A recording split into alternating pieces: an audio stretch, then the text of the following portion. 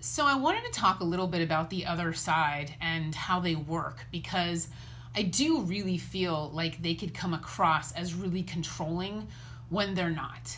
And I have had people look at me and say, wow, Christine, the other side really keeps you on a tight leash. That's like pretty hardcore there.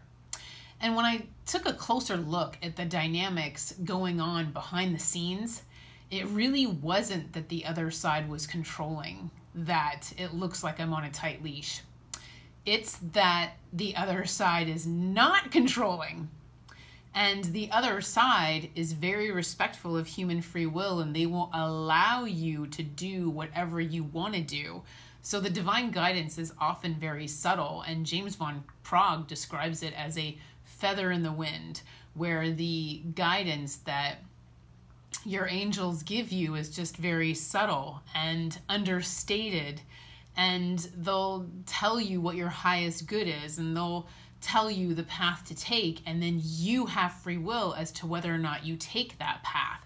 So they allow you to ignore them. And I guess that's what I'm trying to say, is it's very easy to ignore your spirit guides. It's not like you have someone pounding your head with a hammer. It's easy to ignore your spirit guides. They're very subtle and very gentle in their guidance a lot of the times. And they're also all-knowing, so they have your highest good in mind. So that's where this divine guidance is coming from. We're all-knowing, we're here for your highest good. The guidance might not always make sense. You might not always agree with it, but it really is for your highest good, right? So I sat there and I was like, why do they have me on like a tight leash? Is it because of them or me? And it's because of me. I put an amplifier to what my spirit guides say to me. If they tell me something, I actually amplify it in my mind, and I put a magnifying glass on it, and I take it very seriously. And the reason for that is because past experiences taught me that when I blow them off, it doesn't work out for me. I end up getting burned, and I end up falling flat on my face, and my spirit guides will allow me to fall flat on my face. They will let me because they respect my human free will.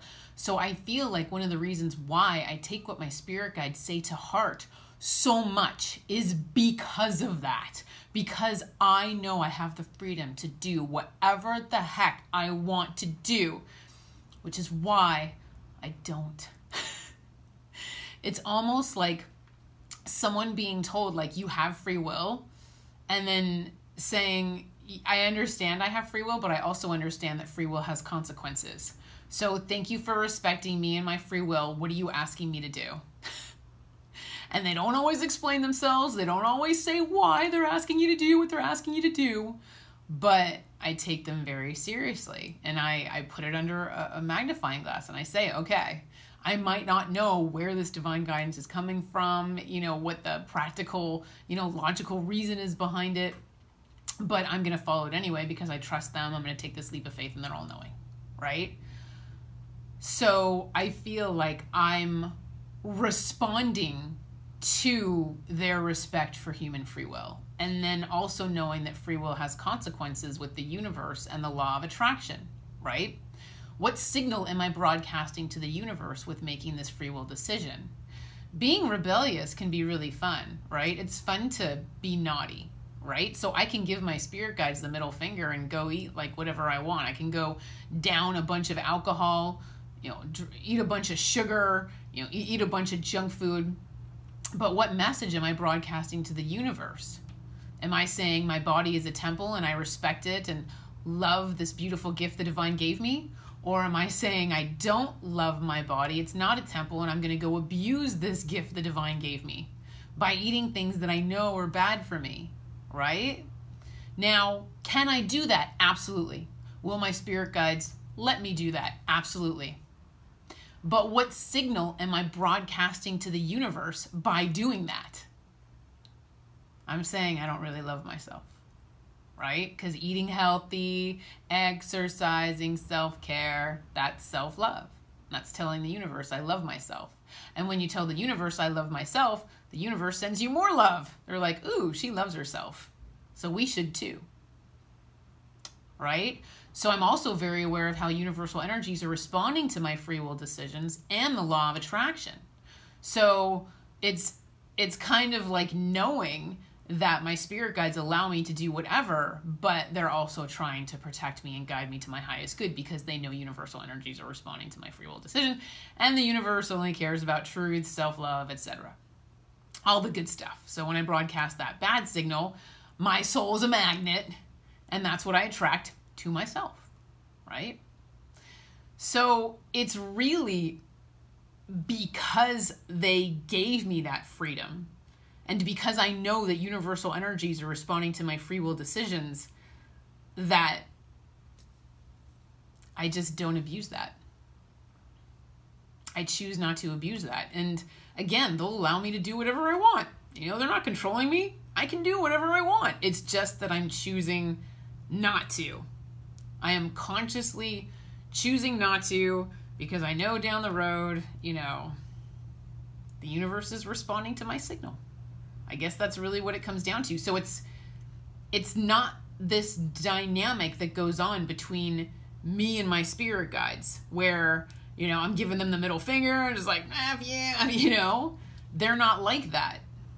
They're there to guide me on my path, but ultimately I'm creating my own reality.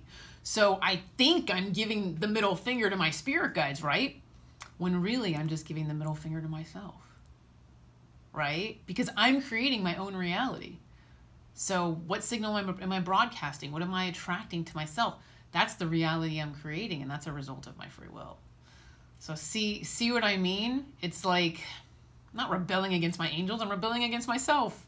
I'm only hurting myself. I'm only shooting myself in the foot. And because I am aware of this, that's really the dynamic behind, wow, the other side really keeps Christine on a tight leash. That's the dynamic behind it. They're not controlling.